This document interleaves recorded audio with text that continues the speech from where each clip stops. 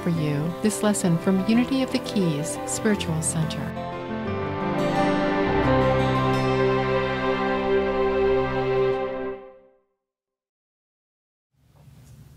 Now, have you noticed there's a multitude of rainbows in Key West this week? And it's not just from the rain stores. We've had our share of those as well. But of course, it's Pride Week, and it's capped off today by the Pride Parade. Now, Unity of the Keys will be participating in the parade at 5 o'clock, and you're all welcome to join us. Because, of course, we believe in inclusiveness. In fact, it's one of the cornerstone principles in our beliefs. Oh, I've seen this before. Inclusive. We are a diverse community. We welcome all members of our one human and divine family. Well, along with inclusiveness, this is a really special week for me. Why, you may ask?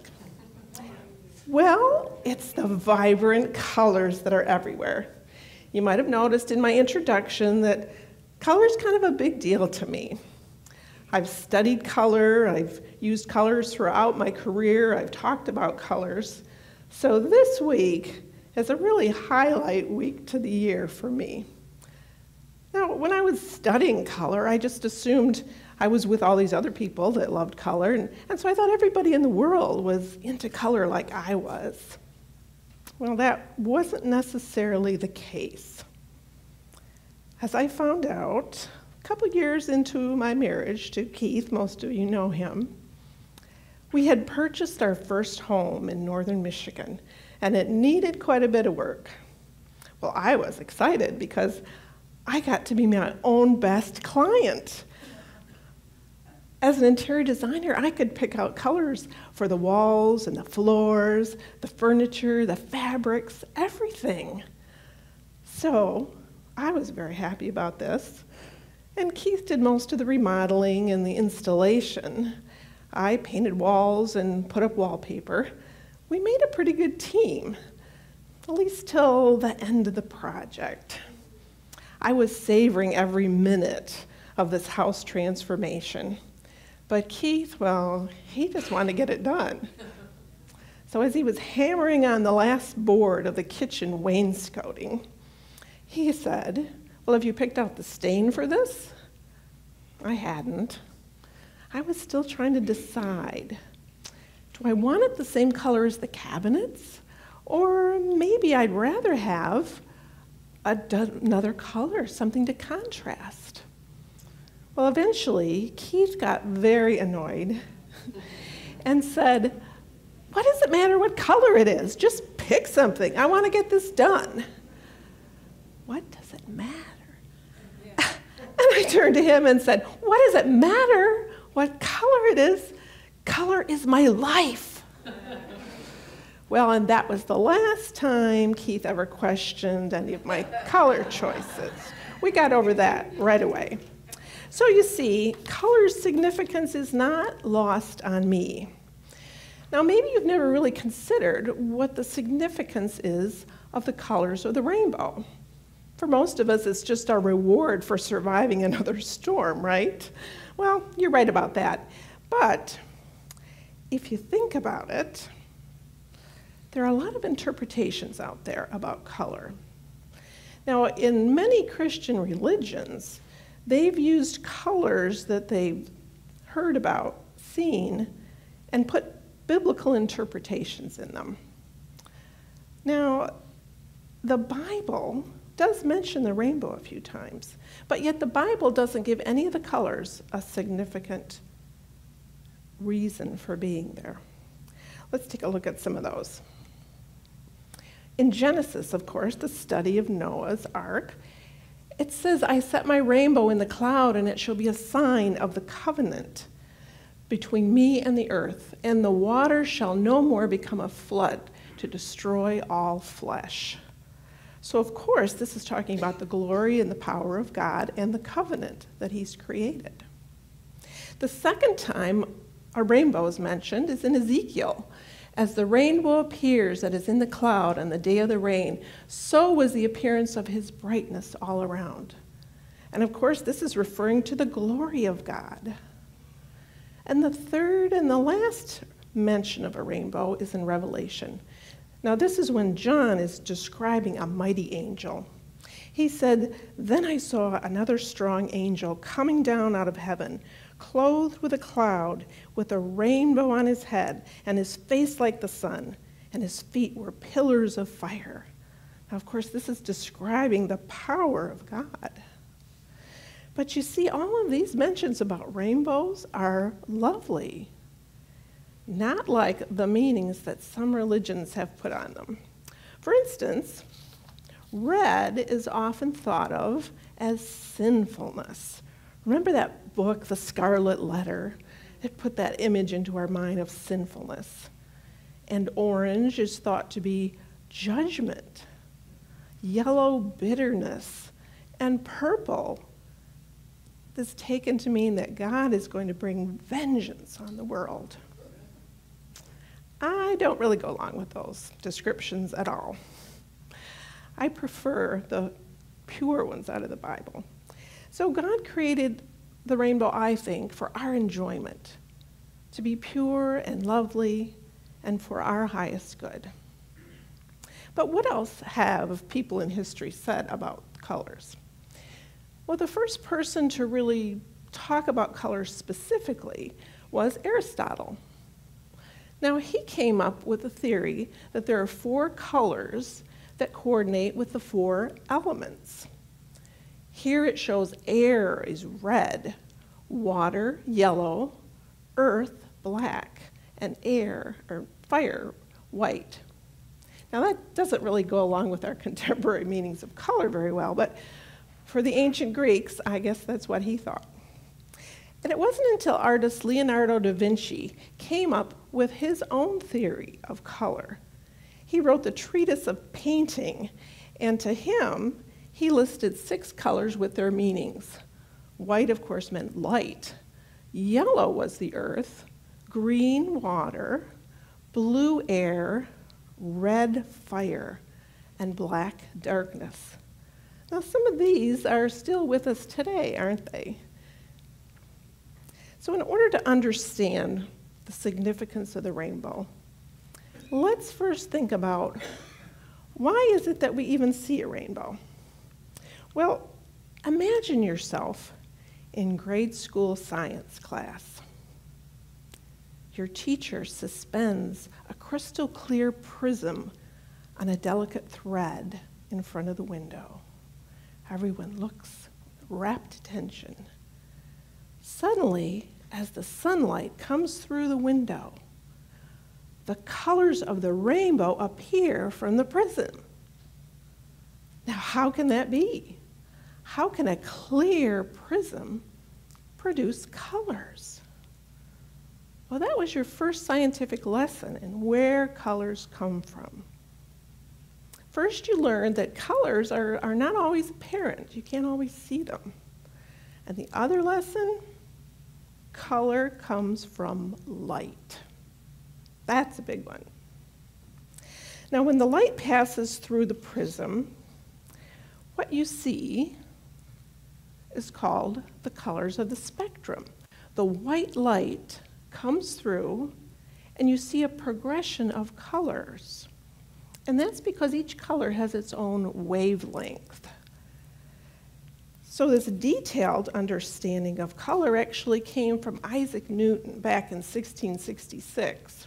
He was the first one to experiment with the prism and to notice that white light contains all colors.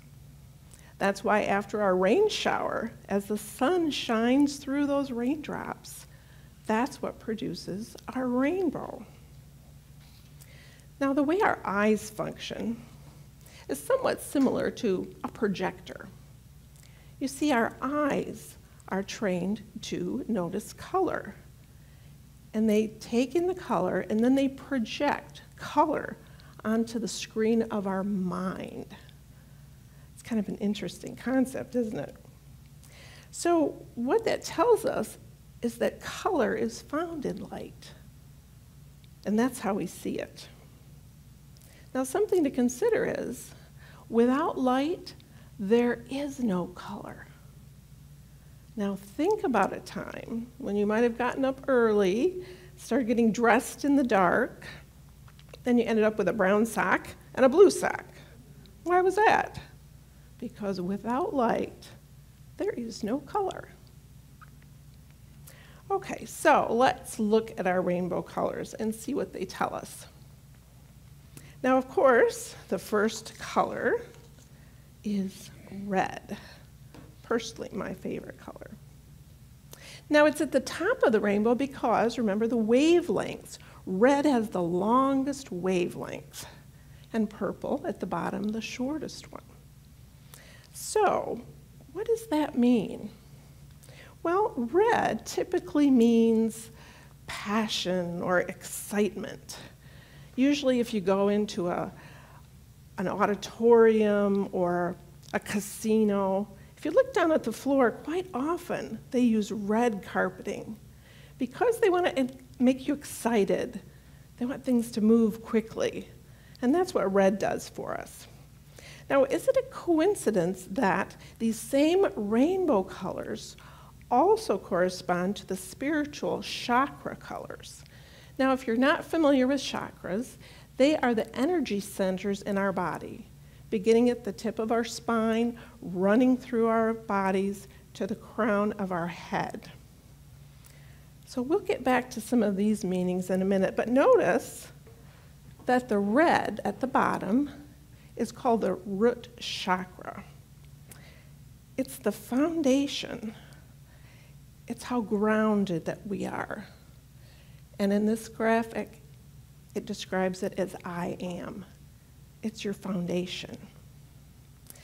Now, when I first started to begin to study color, the thing that fascinated me most was how colors tended to have a reaction to us, to our feelings, not just what we saw. When we saw a certain color, it made us feel a certain way. So I began to study that a little more, and specifically red, because that was my favorite color. Why was it my favorite color? So I started going back in time and trying to figure out what was my first memory of the color red. Well, that takes me back to when I was about 4 years old. It was New Year's Eve. Always an exciting day for me and my sister because we got to stay up till midnight and use those noisemakers and streamers. It was always a fun night. So there we are, excitedly playing around. While my mother was in her bedroom getting dressed, she was going out for the evening. She had bought a new dress, and we hadn't seen it yet, so we wanted to see what it was going to look like.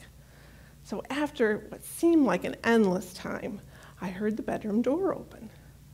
So I swung around and looked down the hallway. I saw the most incredible sight. It was my mother in this gorgeous red chiffon dress with a fitted waist and a rhinestone brooch. She waltzed down the hallway in her silver heels and matching clutch purse. That image has stuck in my mind as if it was yesterday. The excitement of the day, my feelings for my mother, and seeing that color. My emotions, my feelings got blended in with that image. And I think that's why red has always been my favorite color. Because color is not just what you see, it's what you feel. And that's a good example of that. So let's get back to our rainbow. So what's next? Well, that would be orange. Now, orange is actually created by combining red and yellow. All of you artists will know that. Now, orange, to me, it means Home Depot. How about you? But there might be a method to their marketing there because orange represents creativity and practicality and playfulness. Now, I know every time Keith goes to Home Depot, that's where his creativity and playfulness come to life. Now, what about the chakra color?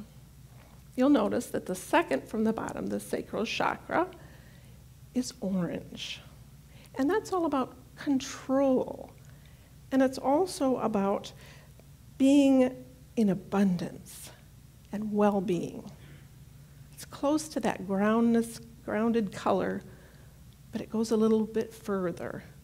And it's described as I feel. So that's our next color. Okay. Third color of the rainbow is yellow. Now this is the color of sunshine itself, isn't it? I remember back when we lived in northern Michigan, and we tended to have a lot of cloudy gray days, even in the summer. And I noticed that almost every day, Keith would put on a yellow shirt. I think he had 12 hanging in his closet. One day I asked him, I said, people are going to think you only own one shirt. Why don't you mix it up a little? He said, I can't help it. I just need that uplift from all this grayness. So obviously, his feelings for yellow brightened his day. So what does yellow mean? It means clarity of thought and wisdom, orderliness and energy. And it's also the color of the solar plexus, which is in the upper abdomen. Now, of course, this means confidence, self-esteem, a sunny disposition, and it's described as I do. Next in our rainbow, right in the middle, is green. Now, green is also a combination of colors. It's yellow and blue together. Now, green typically means wealth, and it means growth. It means nature, all those refreshing things. Now, in the chakras, it's the heart chakra, right in the center of the chest. And of course, that means love, and our ability to love and feel joy and peace of mind. Now, we talked a little bit about favorite colors. I don't know if we've talked about your favorite color yet, but you might not realize why you have a favorite color. But I advise you to think back into your childhood color memories. Maybe you had your favorite toy that you played with, or a dress that you loved to wear, or the color of the walls of your bedroom, your first bicycle. Chances are, when you think back, your favorite color is going to mean something significant from your past. So think about it. But favorite colors are fun to think about, but what about, do you have a color that you don't like at all? Well, for me, that would be green. Do you think maybe those childhood memories would have anything to do with it? Take you back to, first, second grade. And I guess back then I was maybe kind of a sickly kid, because every week or so it seems like I'd get a headache or an upset tummy. And back then what they would do is they would send you to the school nurse, and she'd have you lie down on a little cot until you feel better. That was a pretty routine thing for me. Well, so I was laying on this cot in this tiny room, nothing to do but look up at the ceiling and the walls while I was feeling sick. Guess what color those walls are? You're right, green. You know that kind of minty green that all the schools were painted back in the 60s? Well, so every time I see that color now, I kind of feel nauseous, and I don't want to be around the color, because it's those memories that are still sticking with me. So color has a lot of emotional significance for both of us. I don't wear green. My houseplants are brown, not green, so I just don't care for green. Okay, so where were we? On our blue. Now, blue is the most universally liked color. And maybe it's because it makes us feel calm. The sky is blue, the oceans are blue. It's even been linked to divinity. So what does our chakra look like? Blue is the throat chakra, which tells us how well we can express ourselves. And of course, I speak is the affirmation to go along with that. Now next is indigo. It's a color that, well, probably isn't as commonly thought of as many other colors, but indigo is said to have spiritual elements to it.